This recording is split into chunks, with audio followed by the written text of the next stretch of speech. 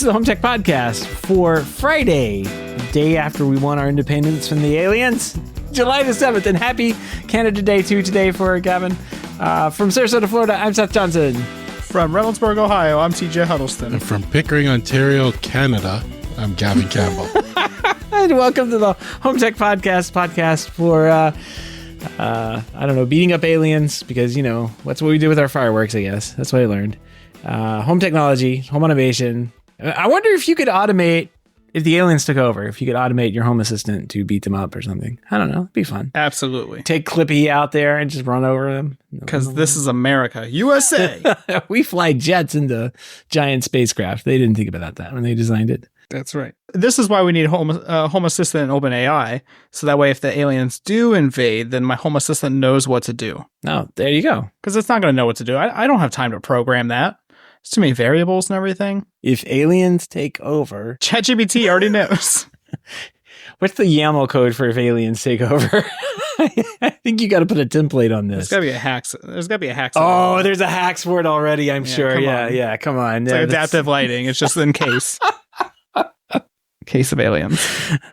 If you're listening to this today, then we won. The aliens are dead. And then if you're not, I hadn't edited this show fast enough, and so it may be another couple of days. But yeah, holidays coming up, so we're recording earlier in the week, and it's Canadian Day, I guess. This is when you guys beat the alien. I guess you did it before us or something. I'm not sure. We just drove them south. South. Okay. We drove them south. This episode and all the historical accuracies brought to you by OpenAI. OpenAI, exactly. I looked it up, and ChatGPT told me that this was all true. So I saw it in a Reddit thread too. There you go. Yeah, done. I think we ate glue and then we won, right? Did we really win? Oh, man. Too good. Well, we've got that going on. We've got stickers being mailed, right? Stickers are out the door now, I think. Maybe? Well, it depends what you classify as a door, I think. They're inside multiple doors right now. Not really outside any doors. No, so Seth finally did his part of his thing. It took I don't even know, a month and a half. We'd probably have to go back on episodes to actually see. But I received something from Seth today. And so that's what we were waiting on. And that's here. And I actually got all the envelopes stuffed. So all of them have this secret thing in there. They have a sticker. And I just got to put the postage on there and the names. And hopefully it gets to you. If they get to you, awesome. If not, I don't know what to tell you because I can't read some of your addresses. So, yep. Ignorant American. Yeah, well, hopefully the stamps are good too. Totally legit stamps. Yeah, totally legit, probably, you know. I'll use the good ones. I'll use the Alex Trebek stickers, stamps for these ones. I'm just here watching the excitement. But they are ready. So, but if you're listening to this and Seth got this out on the weekend, which he probably didn't, but if you're listening to this on the weekend, you can probably still get in on the sticker requests because they're probably not going out till mid next week. I gotta wait for my stamp order to come in. So mid next week. Yeah. Are you out of stamps already? Well, it's a federal holiday this week, Seth, and I just don't feel like working, if I'm being honest. So, yeah, I won't be working. That's why. I actually took off work, so Wednesday through Friday, I'm out of town. We're going out to Orlando. We're gonna have a good time. We're at the resort. We're just gonna relax. It's time to relax, and then we can go watch fireworks at the park because why not? So must be nice. Just it's gonna be hot. I don't know how nice it'll be, but it'll definitely be hot. So maybe you'll be there with the family, so it'll be fun. Yeah, exactly. There's always something to do. We'll be at the Cabana Bay thing, which we love to go to. So I will tease Seth that you should have a gift at your house on Friday. Oh, right when I come home. So nice. I haven't even told you what it is. So, but it's a gift. It'll be very obvious what it is when you receive it. So you'll have to fill us in whenever you do get it. Ah, all right. Interesting. Should I wait to open it on the show? Is that what I should do? I mean, I don't think so. It's not that. The contents aren't that exciting. Oh, okay. But what it's in is exciting. All right. Is it stamps, TJ? Did you get me a box? He's testing fake stamps. If I'm going down, you're going down. You're guilty by association here, Seth. Yeah, exactly. All right. Well, we'll see. We'll see what the post brings me on on Friday. I'll be curious to see what shows up. So interesting. But we do have a couple of HomeTech headlines this week. So what do you say we jump into those headlines? Let's do it. Let's do it. All right, big update here. Actually, it's an update from last week. We talked about the SwitchBot universal remote, right? And there was some confusion because it said that it had Apple TV control, but when Richard tried it in the hub, did not work. But I guess they've now been updated to add support for Apple TV and the Amazon Fire TV devices. Initially planned for mid-July, the update's available now, and the remote uses both IR and Bluetooth, similar to the Apple TV remote, which uses Bluetooth for streaming and IR for TV volume control. Additionally, the update includes compatibility with SwitchBot's curtain robots, allowing preset opening positions with the shortcut buttons. However, users should be cautious, and some bugs have been reported, potentially making the remote almost unusable. So, I think, TJ, you said you had one of these on the way too? I'm excited to get mine now. I hope it is usable when I get it. I also get mine Friday, supposedly. So hopefully it's nice. Yeah. So I think Richard's problem was that he wanted to control IR devices, but he was saying that he couldn't control IR devices without the hub. I don't think his problem was with the Apple TV though, but I could be wrong. But I was waiting until they released official Apple TV support because I basically have a situation where I have a living room TV and a kitchen TV almost next to each other. You can't see the living room TV from most of the area in the kitchen though. And so we have the kitchen TV playing whatever on the living room TV at all times.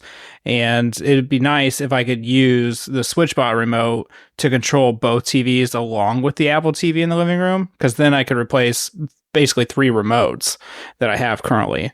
And I have an Apple TV behind the kitchen TV in case we want to just watch something on there by itself. And so it'd be nice if it could support 2 Apple TVs, but if it doesn't, it's not the end of the world. Kind of hoping it does though. You're asking for a lot. I only have 2 TVs in the house. I mean, and they're right next to each other. It's not as bad as some of these houses. Yeah. That shows where we hang out at. Shows the dedication towards those Sonos headphones that don't exist either. Yeah. So yeah, that would be a good use case. Yeah, like you have 2 TVs, one needs to have headphones for sure. Well, I am curious when you get this, how that works out for you. I feel like for $59, was it? Yeah. And I already have the SwitchBot hub for the curtain things. Oh yeah. So yeah, I could do that. I really like what I really like is looking at the software and how they implemented their control, and especially like the macros and that kind of stuff, like how you do your functions and stuff like that. So I always like looking at that and seeing how they did that, because everybody kind of does it the same, but they call it different things. And some companies do it right and some companies do it way wrong. Logitech. But Gavin's like, don't talk about it. Anyway, I'm curious to see how they did that, and I might pick one up. I don't know. We'll see. Maybe some other products we talk about later that I'm going to buy first. So, all right. Well, the Z-Wave Alliance is an update from last week as well. They've unveiled the 2024A Z-Wave specification package. And guys, if you don't know what this is I don't really know what it is. It's just an update that says they're going to have significant security updates for smart locks.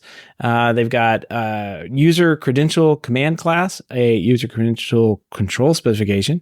And these things work together to somehow enhance user credentials, like PIN codes and passwords, how those get managed within the Z-Wave devices. This also ensures more secure, interoperable with smart home environment. So more security for the Z-Wave people. And I guess that's a good thing, right? So yeah, there you go. You've got credential management. You've got new security protocols. You got some Z-Rad, which is awesome because it's rad, right? That's rad. Z-Rad performance. Yeah. And you can achieve over 2 miles of transmission using line of sight testing. And over 1 mile in noisy urban environments. We heard about that last week too. The Z-Wave long range stuff was doing pretty good. It was competing up there with LoRa, right? I think that's what. Close. Yeah. So like that's pretty impressive. Well, that's keep really in mind those impressive. tests are done in controlled environments, like not realistic. So my long range, it got nowhere near 2 miles. Oh, line of sight. Like, right. You don't have, like, if you stood outside and you could see across a body of water or a bridge, like something far, far away, and you can see it and there's no trees and stuff in the way, that's one thing. And if you have, even if you had noisy environments, 1 mile away is still not that bad though. So that's pretty good, I think. I was struggling to get 70 feet. Yeah, but you're going through walls and stuff, right? Yeah, well, if that's going to degrade it that much, like the whole point of the long range, I'm still doing my tests and stuff. But, when I'm thinking of the long range is I could put devices outside and throughout my yard and, they'd be able to communicate back. But I'm struggling to do that right now. So I'm going to do I'm still doing some tests, but I'll just give you a heads up that like when you're looking at real world, what the real people will be doing. Yeah. In the end, like we're not going to be having line of sight from our controller straight to, the device. It's going to be going through walls. It's going to be going through all sorts of stuff. I still like the mesh. My devices outside that use the mesh, they will jump to another device that's closer, and I don't see the delays and stuff they're trying to address, but it works. And in the end, that's all that matters is it works. So if I can't at this point get my long range in the back corner of my yard to talk to my hub that's in the middle of my basement, I mean, then that kind of failed test for me. And it's not even that far. Like when I look at it, it's not that far. Yeah, it's just maybe your application. Like if you had something really far away outside, you could move your antenna outside. Yeah. It supposedly would go further, rather than having going through the basement, support walls through the walls or whatever to get outside to the house. I remember, I think it was James in the hub once was asking, for a solution for, I think it was a gate that was very far away. And long it was like across a river. Yeah. Long range wasn't, it wasn't released at that point or not a big thing, but this would be perfect for him. But if he's got to now take into account putting the antenna outside and stuff like that, you got to get an antenna that can deal with the elements as well too, right? Like you got to worry about things like that. So it still requires planning. Yeah. I mean, that's a lot of the things that a custom integrator work into. But I think like application specific, if you had something that was outside or that you were going to have sensors outside over a large area and you kind of needed them to report back, I think you would probably have to plan for that. Just like, I mean, in the same way, Gavin, you have planned for and implemented a solution for your mesh system. Like you move the antenna to the center of your house, right? I think it's the same thing. Well, no, it's easier with the mesh because the mesh you could plug in devices and they'll add to the mesh. So if I had like an outdoor switch, for example, that was Z-Wave, it now contributes to the mesh automatically. It's much easier. But I remember you optimized it by moving the antennas closer to the center so they meshed with more than one thing. Like, because you can set up a mesh, and if it's the first hop is a single device and you've got 200 devices on the other side of that, like that one first device is going to bit bog down, right? So, but I optimized my antenna location, kind of centralized it in my house. Yes, right. I did that. But then now when you have long range, you could put it in the center of your house, but if it's not picking up stuff in the backyard, you move your antenna towards the backyard. Now the front yard starts to suffer. Like, how do you balance that out?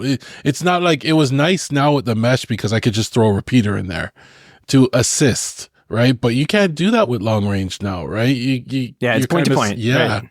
You're stuck with it. And that's where my gripe is if I'm not even getting these 70 feet that were promised, and like I said, I'm still running some tests. I'm going to put it higher in the tree, break out the ladder, see what I can do. I think you need to move the antenna on your roof. I think that'll solve the problem. Put the antenna on the roof. The antenna is only rated for 10 degrees to 50 degrees Celsius, so it won't survive our windows. If you did that, though, you could resell Home Assistant. Just become a little Home Assistant provider. Oh, yeah. That's right. Let me control all your Z-Wave and Zigbee devices. I got you. For the whole neighborhood. Just mesh it all together. Then you'll hit that 4,000 limit in no time. Yeah. we got the first Z-Wave neighborhood. Yep. I'll create dashboards for each house. They don't have to worry about managing it. They just have access to their one dashboard. They control their devices and everything in it. And, they're happy. And you can watch everybody's water monitor. Quickest way to become an alcoholic. Yeah. Yeah, nobody wants to support Home Assistant. Not even Home Assistant. I work for food. That's why we get along. That's too good. All right, so let's move on here. We've got a Matter update. Samsung SmartThings has become the first major smart home platform. Are they the first? I don't know. I think they're probably the second. If you don't count Home Assistant. If you don't count, It's I guess not if you major. say It's not not major. major, yeah. All right, so Samsung SmartThings has become the first major smart home platform to support Matter 1.2, allowing manufacturers and developers to integrate compatible devices. However, the SmartThings app update to control these devices will come later in the summer, and this update includes various appliances like refrigerators, air conditioners, dishwashers, washing machines, and more. Very nice. This is the big 1.2 update. I thought we talked about Samsung getting this maybe a couple weeks ago, or the rumor that it was going to be getting this. Who was getting this? Habitat, maybe? I think Habitat was getting this last week, right? Wow. I didn't even realize nobody else has support for 1.2. Amazon Alexa, Google, and Apple Home have yet to add support for 1.2. Yeah. Okay. So yeah, I know somebody smaller added it, and we talked about it, and we're like, oh, that's the Matter 1.2 stuff. But yeah, it was a couple weeks back, maybe. So not remembering, but it was definitely a smaller company. But still, like, Samsung SmartThings is not a smaller company. That's going to be the bigger one. So good job, Samsung. Keep up the good work. Man, first they get like the floor plan control thing that I don't like very much, but whatever, it's there. And then they get like Matter 1.2. They're moving along over there at Samsung. I feel like the slow adoption of the Matter protocol is gonna really kind of like hurt things a bit, because they're the first major player. How long before everybody else starts to get it, right? I'm guessing, because when they released like Matter 1.3, they say, look at all the new stuff. Everybody's all excited for it, all these new features and stuff. But you guys set expectations that, hey, this may not be work. You may not be able to use this for another year at least. Don't get too excited. We got to wait for devices to get updated, to get support, to get developed, So yeah, it's nice. 1.2 feels like it's so last year though. Home Assistant's already on 1.3. So. Well, okay. So I was just checking on it. I think it was Home Assistant we were talking about moving to 1.3. Yes. But also, if I go to their page, it says Matter in parentheses beta, which means it always says beta. Like, Home Assistant is beta. Like don't ever think of it as anything else. But they don't. That's why they number it like 2024.7 because there's no major versions, right? Yeah, well, I think as an official integration with the major smart home platform, I guess I will give it to Samsung saying they're the first. Yep, yeah. I agree. Not these Matter betas over here. Oh, can I say that? Uninstall Matter off your Home Assistant right now. You're not allowed to have it. There we go. Well, I don't think it's on anyway. So the nice thing with Home Assistant is they do a lot of the Matter testing in it. That's why it kind of gets the latest and greatest a lot of times because sure. They're doing a lot of people are looking at them to test their products in, and it's so easy for Home Assistant to roll out these kind of updates. Those other major players, it's not as easy. They're afraid to break things more. Where Home Assistant's like, yeah, we broke it. We'll release an update tomorrow to fix it. Well, and they have a paid product that somebody paid money for. Exactly. They have a support mechanism or something that they can yell at or press outlets that'll write that like Apple broke the entire ecosystem when they did this update. And it was just because they were trying to implement, washing machines in HomeKit or something like that. But you're right. They have to test it harder. I think this is good because you're talking about the adoption. It's like, well, you got to have a place to go with all this stuff first, right? Like it has to be built. And with these companies like Home Assistant, with SmartThings, Apple, Google, Amazon, whenever they get around to it, when they start implementing basic versions of Matter, or they even like 1.1 or 2 or 3 or whatever they get in there, like then developers can come in and say, okay, I've got the foundation here. I can implement my washing machine or my robot vacuum or whatever. But like before, like right now, you can't. So I don't know if it's a slow adoption. It's just a matter of like getting the foundation of this stuff on there, at least up to a point. I think when we talked to David, he was like, we're getting a lot of like the basic building blocks and then they can just take it from there. Like once we get to that point, they're not really going to have that much to do on Matter other than like introduce new, more advanced things on the platform or like build blocks, like put some of those blocks together and make unique logic out of Yeah, them. I know what you're saying. They've got to get the foundation put together first, and they don't have that right now. Yeah, they got to get all the basic things. So like the definition, I guess, of a switch, of a valve, of a, stuff like that. And then when people come out with devices, their device is just a grouping of all these different blocks. Right. So this device has a switch and a valve and level and dimming and blah, blah, blah. Right. So, or if it's a vacuum cleaner, it's got to have like a turn on, a turn off a schedule or something like exactly. It's got to have that stuff in there. And if it doesn't have it, like you can yell at developers all you want. Like they can't do anything. Like it doesn't exist. It's not in there yet. So use the app that comes with your vacuum. When it does come around though, it'll be in there and the vacuum companies can start implementing, putting it on there or whatever, or testing it. And then I wonder like, cause I have no insight into this, but I wonder how this affects the manufacturers, right? Cause you have a product, for example, and your whole thing is it's going to be based on Matter, and you want it needs features that are in Matter 1.2, right? Are you now on hold to release this because it's not going to work with all the big players out there, and you got to wait for them to update before you can release your devices? If you explicitly developed for something that is on 1.2, if you did that, then yes, you're going to have to wait for 1.2 to come around. But like if you develop for a product that's on 1.1 and Samsung says, hey, we got 1.2 up, it doesn't matter. You're backwards compatible. Oh, I know it's still compatible. Yeah, exactly. But I mean, if people are like, oh, we got vacuums, but we need Matter 1.2 out there and we have our vacuums ready to go.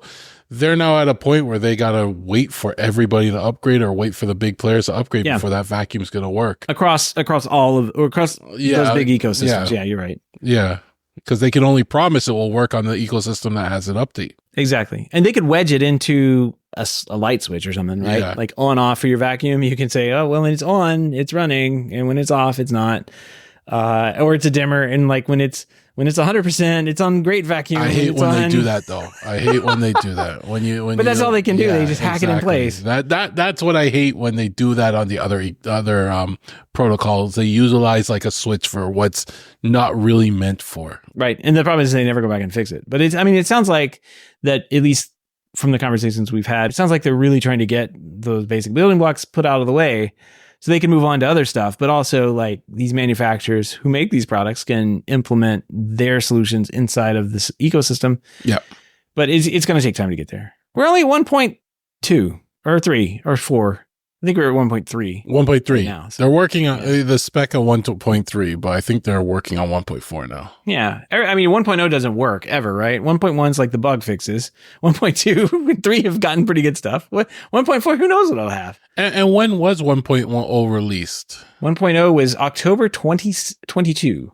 Yeah, I only know that because I'm on the Home Assistant page. It says that. So when that was released, one thing everybody was saying, not just us, but it's going to take years before this starts to get stable, starts to become something good. It takes years of work, and you said 22, we're only like 2 years in, right? Yeah, and it's made some great strides in those 2 years. So we gotta give it some time. Zigbee, Z-Wave, they've been here for how many years now? Yeah, Z-Wave was hot garbage when it came out. So yeah, and it took a while before it became like just warm garbage. Hot garbage.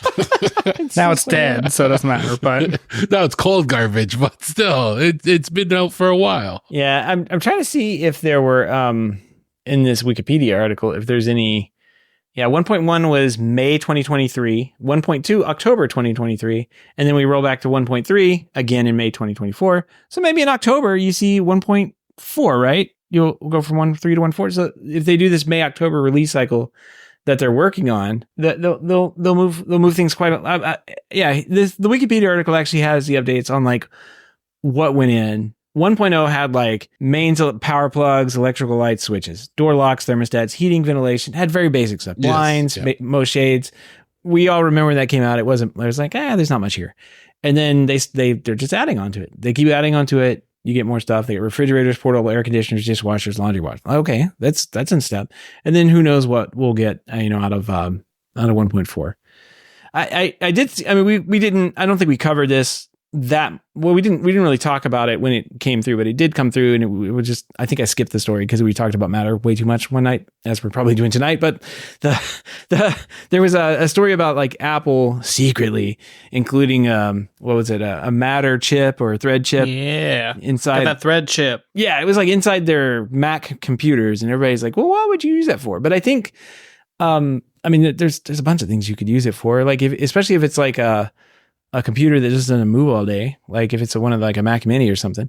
But like if you look at how Apple makes all their products, it's all the same stuff. Like they use the same boards and the same chips and everything. They're not like changing their bill of materials for each device, very much. So I think it just makes sense. Like why, if your phones and your iPads and everything have it, why not put it in? I think we may see like the one of the things that is coming are the messaging things. So like you'll be able to get messages over that network. And that is that's a big thing, right? Like those are local messages or messages that could go over that Thread network. They don't need to bog down or deal with Wi-Fi or anything like that. And they could be delivered with low power. Remember, if your laptop's off, you can get that message, do something. So yeah, I think messaging is probably a secret feature that's going to be hidden away in this Matter stuff. And the thing is like, this is all foundation, right? As soon as they get down to the foundation, then you can start building the doors and the walls and all that stuff and painting the walls and making things look pretty. Whatever TJ does in his house, that's what they'll be doing. And for the record, Zigbee was conceived in 98, standardized in 2003, and revised in 2006. So I don't know what you'd say the age is, but those are some dates. So it's been here for a while too. Yeah. Mm-hmm. Interesting. It's so old. It's so old. Ancient. All right, let's move on here. Also, I just kind of mentioned this as that Samsung is also announcing this Flex Connect thing. It's a demand response program for smart home platform available in New York and California. So if you have demanding energy needs and you need to like go into the energy savings mode to save some money on your energy stuff, it will integrate with those services that are provided in those states. So that's pretty good. That's another one of those like foundational things that a lot of the bigger players, heck, I know Control4 has kind of wanted to do that over the years, or there've been companies that have used Control4 over the years. But this is one people don't think about this, but like power companies really need a way to implement demand response and communicate into your house like, hey, we're going to charge you more right now. Do you want to turn your lights down? That kind of stuff. There's like certain laws that require them to make sure that you're notified and that kind of thing. So, this is a good thing for smart things. So it's a good move, a smart move for the smart things people. That is actually pretty interesting because it says that Samsung will get a demand response signal from utility company. You know what? The utility company just can set up an API that Home Assistant can pull to check for the stuff like this, and then do all the adjustments too. Yep. They really care about it. Don't make it smart things only. Open it up so like a partnership. Yeah, that would be actually cool because then you can say, hey, my utility bill is about to go up or is spiking or whatever, and let me, like you said, turn down the lights. Let me kill these switches to certain things. Right? Don't mess with the thermostat though. I hate that. Don't ever mess with my thermostat. Just turn off all the lights, but the thermostat stays. Do not touch that. Or even, you can go further and shut the blinds or stuff like that, to help with cooling. So, no, it's an interesting case. It would be nice if they just open it up to everybody so we could use it in other ecosystems. Yeah, I think it's definitely a good idea. I mean, the AEP, my energy provider, would probably love this because like every week when there's a storm, they send out an email and they're like, hey, you might lose power this week because it's going to rain. And so AEP would probably love this. So they could just reach in and dim my power a little bit so they don't have those problems. Well, here in Florida, we really don't care. Like I hate to say it, our energy is pretty cheap. And they just run it all the time. Like it's crazy. The UK, this would be huge. And I think, right? Oh, yeah. They pay ridiculous amounts. Yep. Many other countries, Australia, New Zealand, down there, I know they were doing some demand response stuff too. But there's a, I don't know if there's a API for it, but there's definitely a hack. Well, there's a hacks integration for the FPL, which is our power company. So if you want the API, Gavin, it probably does exist. I mean, somebody's probably already hacked your power company and put it inside Home Assistant for you. So you could make those automations if you want. I'm actually looking it up now. Yeah, I got graphs on mine for my power bill. It's like, look, it keeps going up. Great. Let's move on here. All the links to topics we discussed tonight can be found over on our show notes over at HomeTech.fm/488. I got a pick of the week here, and it's a $2.5 million home theater, Spider-Man theme. It is literally everything you could imagine put into this thing, including a lobby walk-in showcase of all this Spider-Man stuff. It's amazing. I got to say, it looks amazing. I have no idea how it sounds. I have no idea what the specs are. The CE Pro article that we're linked to just says absolutely nothing about the equipment, how it was designed. It was designed by a seat company, the best I can tell, or this HTS company, which I assume they know what they're doing because they make beautiful theaters. They've made, there was a Batman or something not too long ago that they made. That went around, I saw. But this one looks really cool. I just, it looks amazing, absolutely amazing. But I wish we had more specs on the hardware that's inside, because they make mention of a like a video wall, like they're not using a projector. It doesn't seem. I think they're using a video wall, like an OLED panel of some type. So I'm just curious. And there's a video of how that video wall is revealed with this big like sliding Spider-Man glowing door thing. It looks amazing. Just want to know more. I want to know all the tech specs. CE Pro, tech stuff. I think they're going to release a second article. I thought I saw somewhere in here where they're going to release another article along with it or something. But it does look pretty sweet. You can tell a lot of time and money and effort went in to make this what it is. Mm-hmm. And this is a custom home theater. And this guy is never going to get his money out of this again whenever he goes to sell the house. But that is all right. That is all right. That is not the point of these projects. These projects are to bring whatever you want to life, and that is what they've done. Yeah, they nailed it. That's for sure. Yeah, it is. It was really nice. The lobby is really cool. The theater itself is obviously nice, but I like that lobby with all the old comic books and the other memorabilia around there. That's kind of cool. Yeah. This theater is as big as my house. So, And it's only got one TV in it, TJ. Yeah. So they linked to another, what is this company? Elite HTS, Elite Home Theater Seating. It's a Vancouver-based home theater company. Vancouver. They did Vancouver. There you go. They did a $1.5 million home theater for a DC Comics villain, the Joker, in San Francisco. And this one, in this article, which I'll link as well, it's linked in this, it has all of the specs. Digital projector, 8K laser projector. They've got a 192 Stewart film screen, 7.1 surround sound, triad speakers. So I mean, like it's got all the stuff in here listed. I kind of wanted this. When I looked at this, I'm like, oh, that's really cool. It looks awesome. And I was like, well, where's the tech? I need to know the tech. I want to know what else is awesome. And they didn't share it with you. So yeah, if you scroll down to the bottom, they Paul Harvey'd it. They're like page 1 down at the bottom, and there's no page 2. So I don't know. Maybe there's going to be more. Well, and I think it's kind of ironic too. They're not even talking about who designed the home theater. They're just talking about the person that supplied the seats. No. I think the seats are nice, but I mean, I think this company is a soup to nuts. Like Elite HTS, they've done this before, so they do. I think they do like everything. They pull it all and put it all together, not just the seat stuff. That would make more sense. Yeah, because I'm looking at their website. It looks like they just. It is a seat company. Yeah. They have build your chair, home theater seating, commercial VIP seating, and gallery. So I feel like they just make seats. And it just says CDA member. It doesn't say like they designed it or anything. So I don't know. So, yeah, no. If you look at, I'll put a link here for the Joker Theater inside. Or put a link here for the Joker Theater as well. If you look at that, it says that they have done. I think they just either they contracted out to somebody else or they put it all. They're the ones that are in charge of it. Almost like maybe even a contractor or something, to where they can put it all together. But it looks like it's all done. They're the one taking credit for it in this one for sure. So, and they did a Batman theater too. Yeah, that looks pretty cool. But this blows my living room out of the water. Good job. I've never liked something this much that I would spend $2.5 million on a theme for it. I'm sorry. This is what's going to get you to do it? No. And buy a really nice robot lawnmower. It's a fleet of robot lawnmowers. Somebody to take care of them for you too.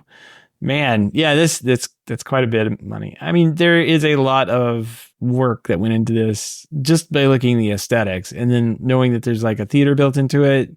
That's probably got some pretty good equipment inside, Sonos soundbar. Yeah, it's nice. It's Sonos probably not a soundbar. headphones. Yeah. Well, they wrapped it in one of those Leon speaker tone case things. So, improves it. All right. Well, we'll put this link in the show notes too. But if you have any feedback, questions, comments, picks of the weeks, or great ideas for the show, give us a shout. Email address is feedback@HomeTech.fm, or you can visit HomeTech.fm/feedback and fill out the online form.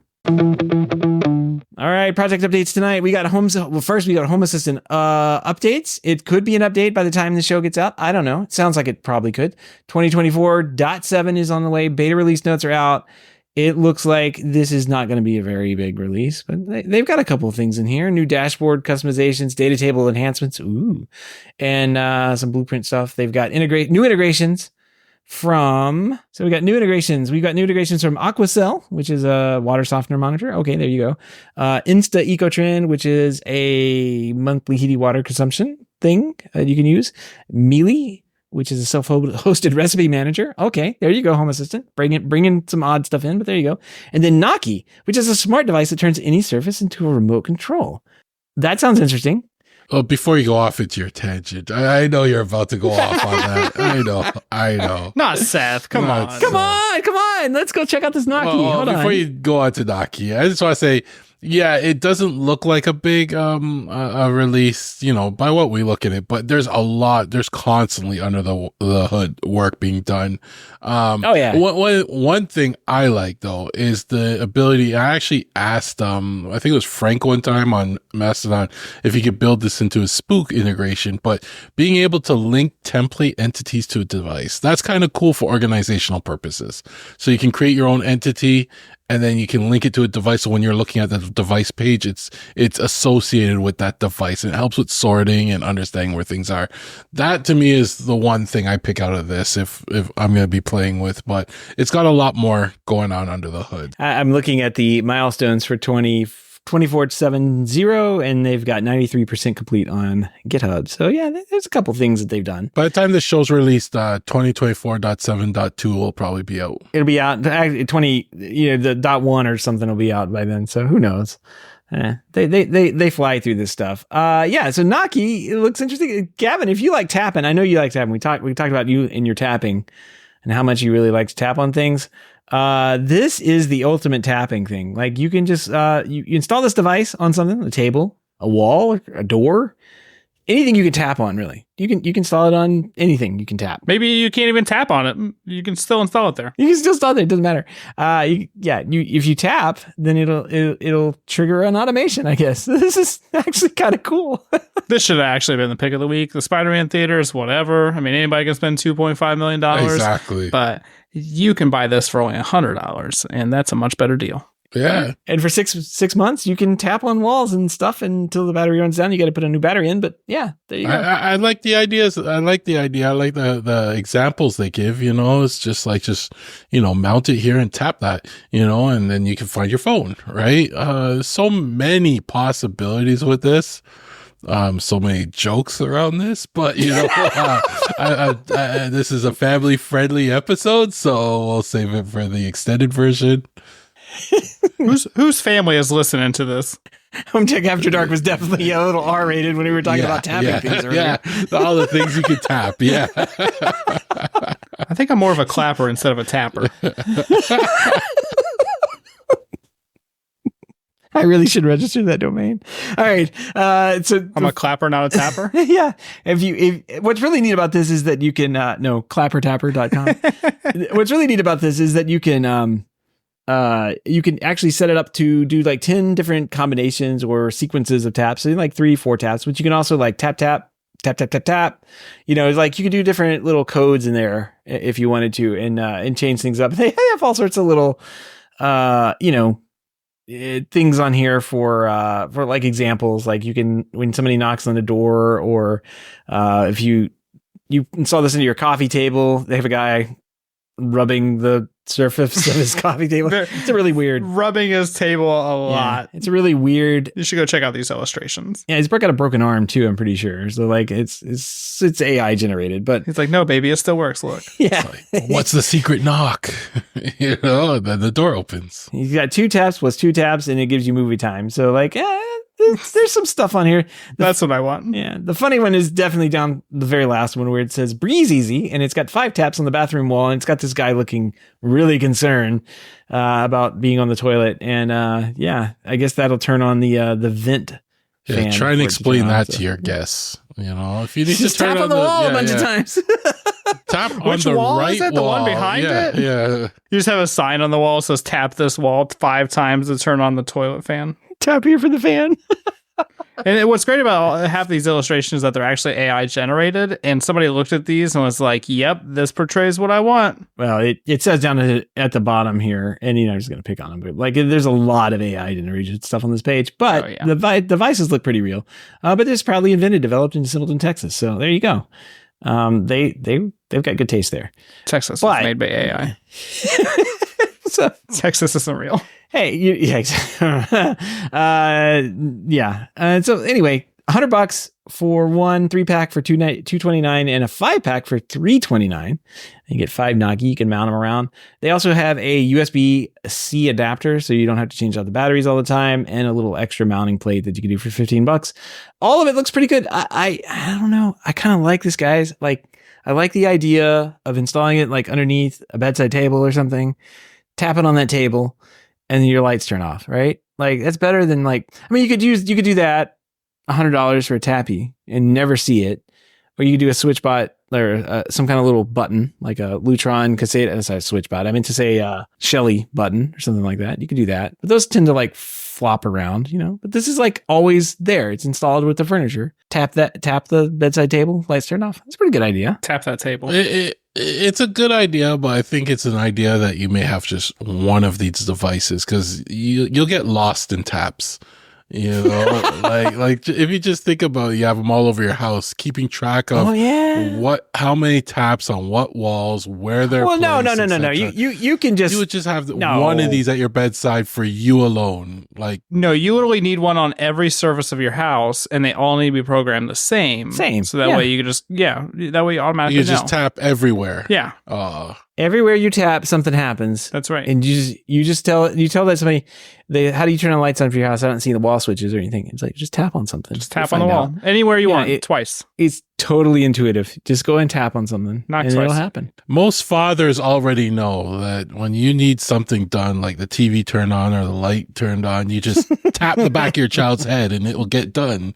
Right? I'm pretty sure as a father you know that, but I don't know. It's kind of pricey too. Like it's for the amount of money you're paying for one, or even the 5-pack. It's gonna get a little expensive to make your house fully tappable. Fully tappable. I don't think I want my house to be fully tappable. I guess if I'm going to sell it though, right? I mean, that'd probably be a benefit then. Yeah. Where do you mount it on the bathroom wall though? Do you put it at the bottom of the wall and it becomes tappable? You don't want to put it at the bottom.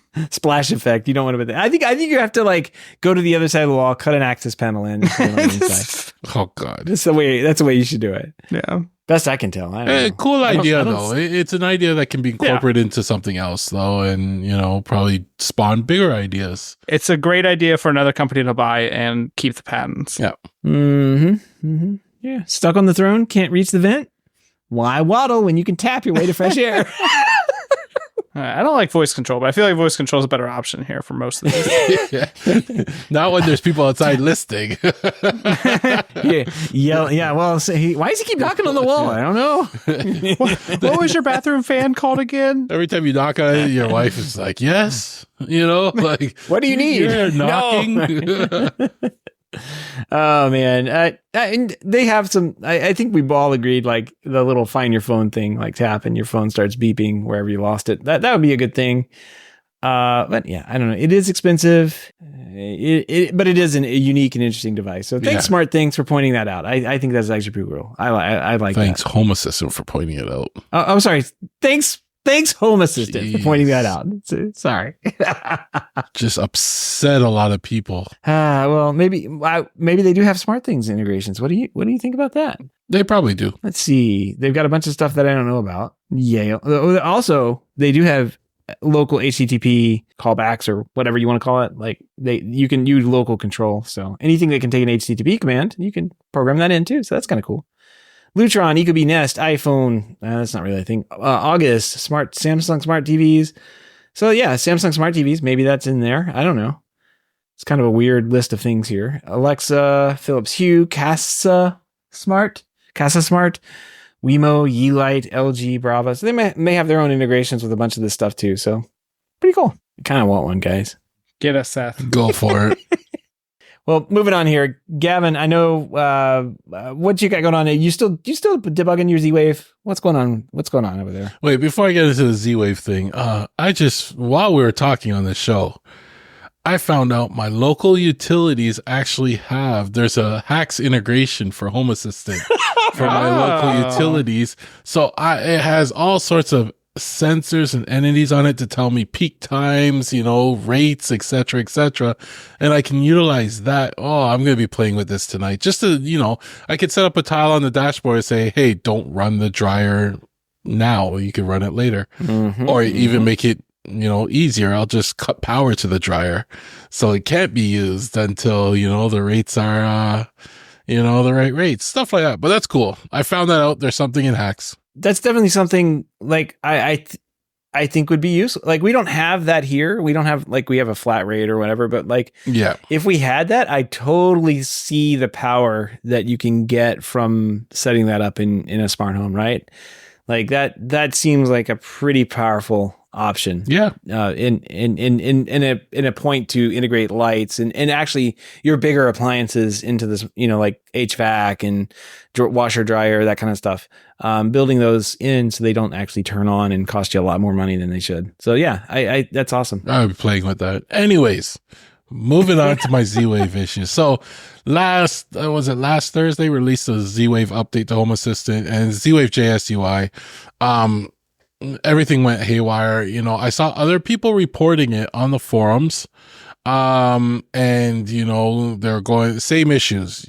Device would just stop responding. Well, since then there have been about 6 updates to this thing. So, I think they finally got it right. So with the integration version, was it 3.8.4?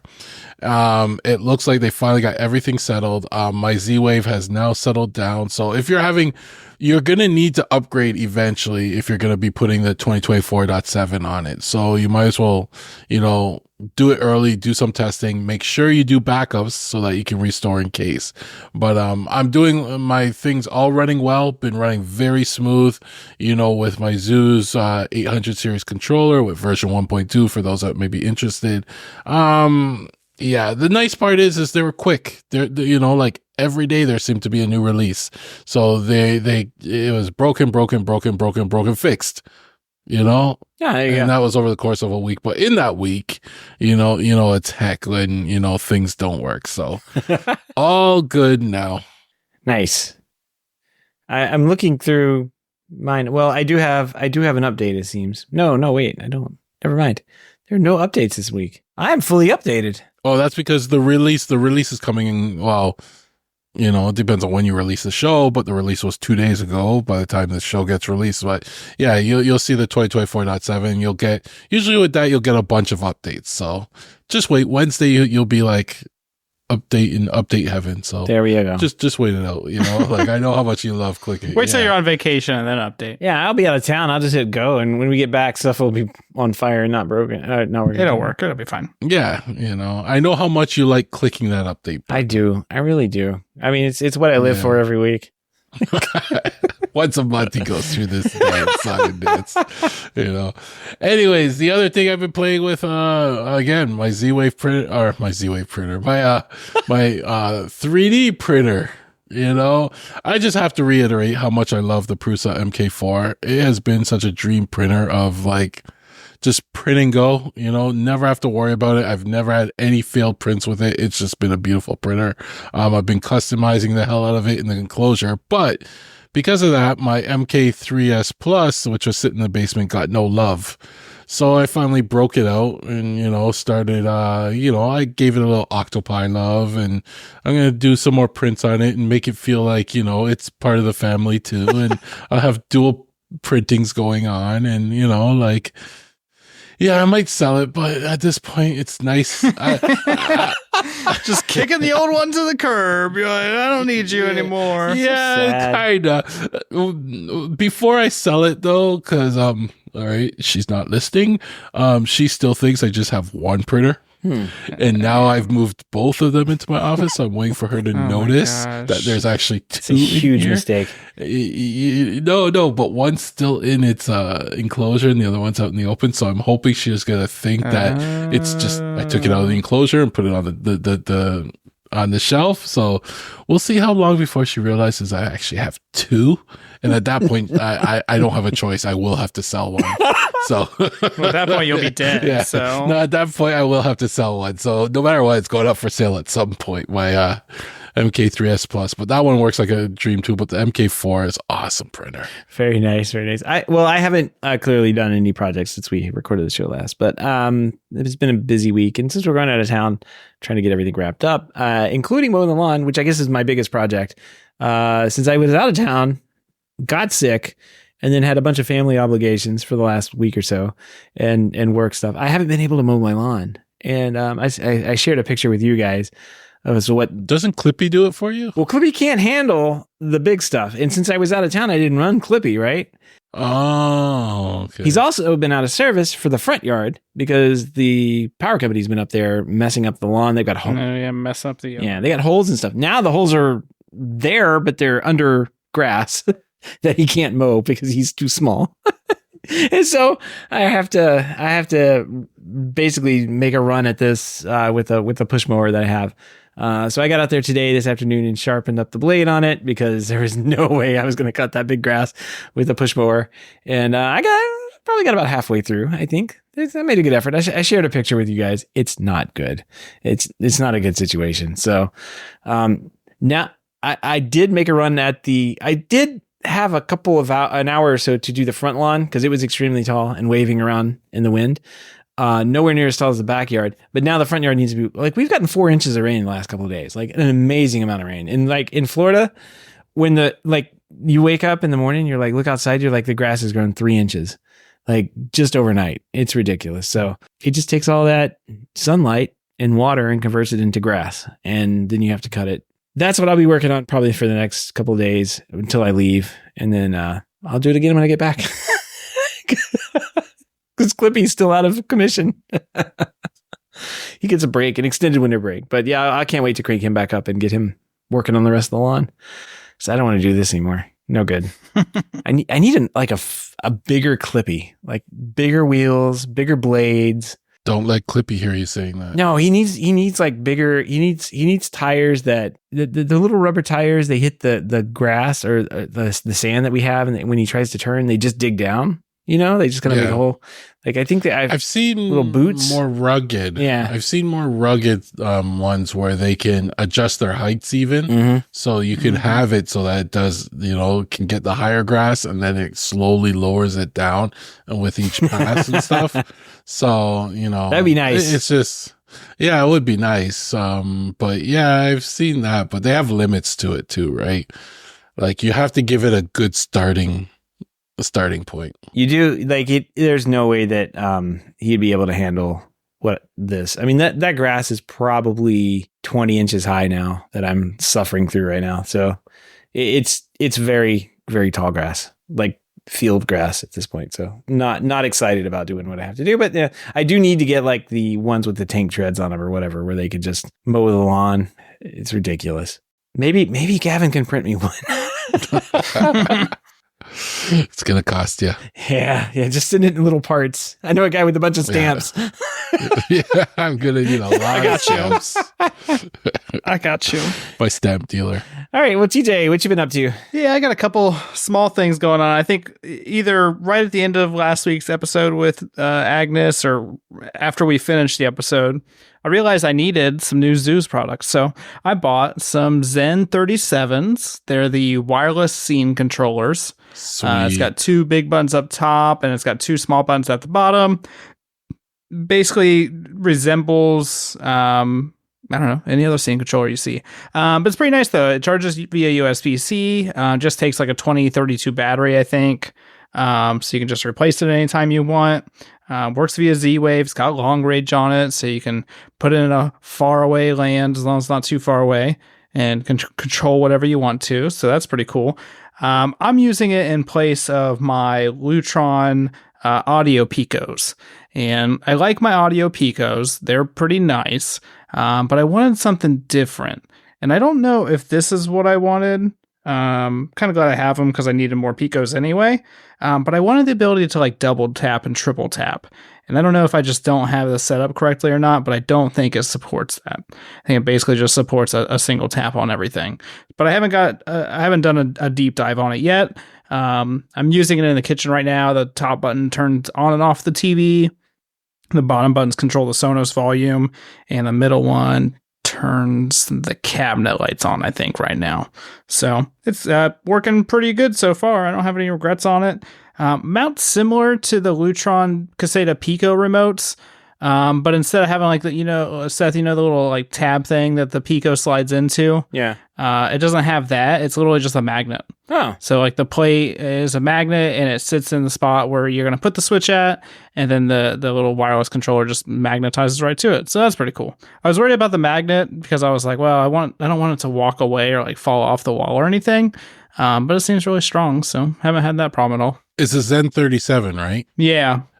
I believe each of the buttons support multi-tap. You just gotta I need to look into it. They have because I basically wanted the top one to like turn on, but then double tap to turn off or something like that. Yeah, you got the scene is your trigger, and then after the scene is executed, then you gotta look at the value of it to see if it was key pressed or key pressed times 2 or something like that. So it can be done. So you haven't got that far. Yeah, there's this. I figured it could be. Yeah. It says just tap. You can program up to 28 scenes or actions with multi-tap triggers, including double clicking or holding the button of your choice. There you go. Yeah, so just got to play with it more. I haven't really had a chance to do that. I've been playing with all my other stuff I got as well. So I like the magnetic aspect. Like it's really cool. It's nice because it sits. You can just add it to your existing switches without having to hardwire something. Mm-hmm. But you can also just take it off with you and put it next to you. And like I use one for my fireplace. I replaced my fireplace remote with this, and we'll just pop it off the wall and sit it next to us while we're on the couch, and then you can adjust the fireplace as needed, and put it back when you're done, hopefully. Yeah. So it's really cool what you can do with it. That's a pretty good idea. And you can get it custom engraved before you ship it. That's kind of nice. Or you can contact Richard in our hub, and he'll do engraving for you, not for free, but he does a great job. There we go. I'm always afraid to get these things engraved because I'm like, I know as soon as I get it engraved, I'm going to change what it does. Oh, yes. Change it, yeah. But, well, actually, I know it says that turns that light on and off, but it doesn't.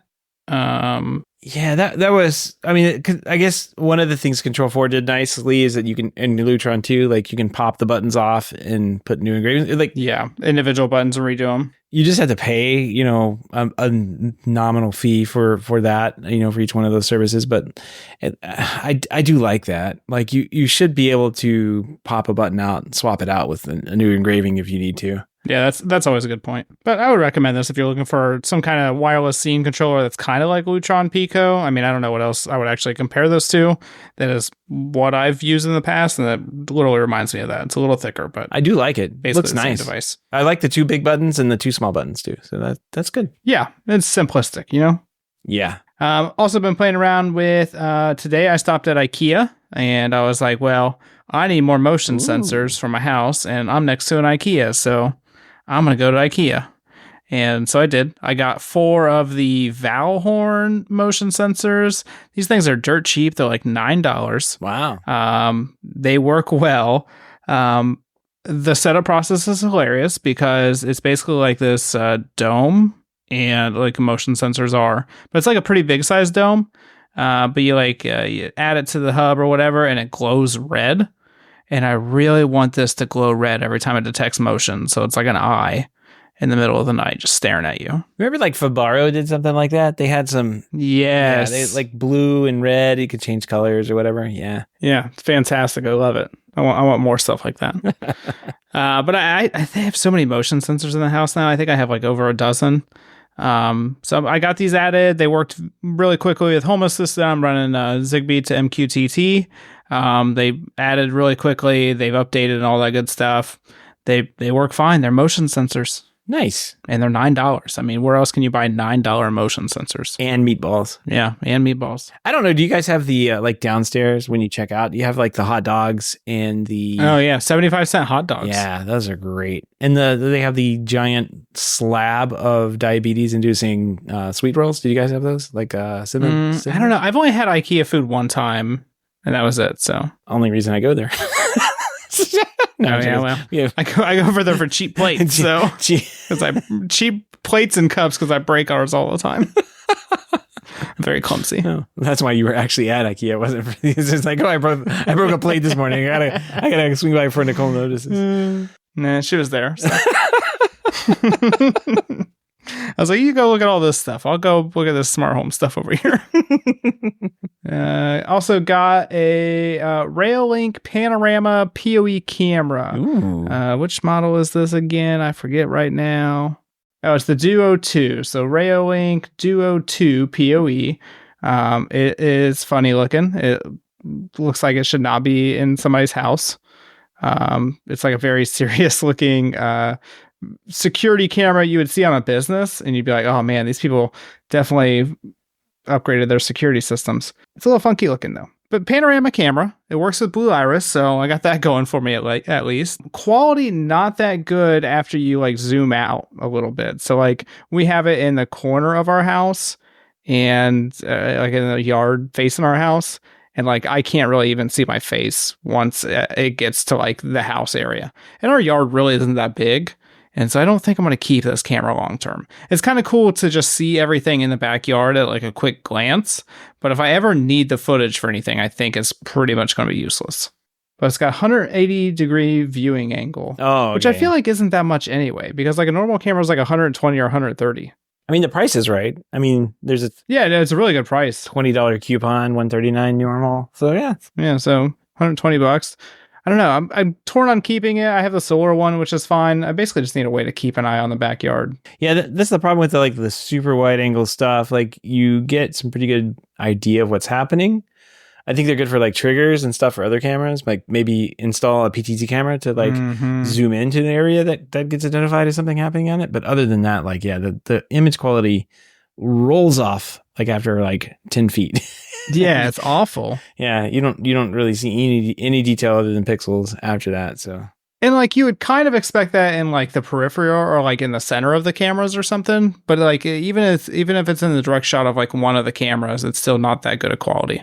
Yeah. So, I think like the reason I wanted it is because we have animals that are coming into our yards and like tearing up our yard. And I want to be able to tell what those animals are, and I don't think I'm gonna be able to do that with this. It's not gonna happen. I'm not gonna see a skunk with this. Is it a skunk? Do you want it? No. I don't know what it is. I think it's just chipmunks and squirrels, to be honest, but I found some pretty interesting looking and strange robot lawnmowers on Alibaba. So you have to buy one and give it a shot. I might. Tell your work you need to make a driver for it.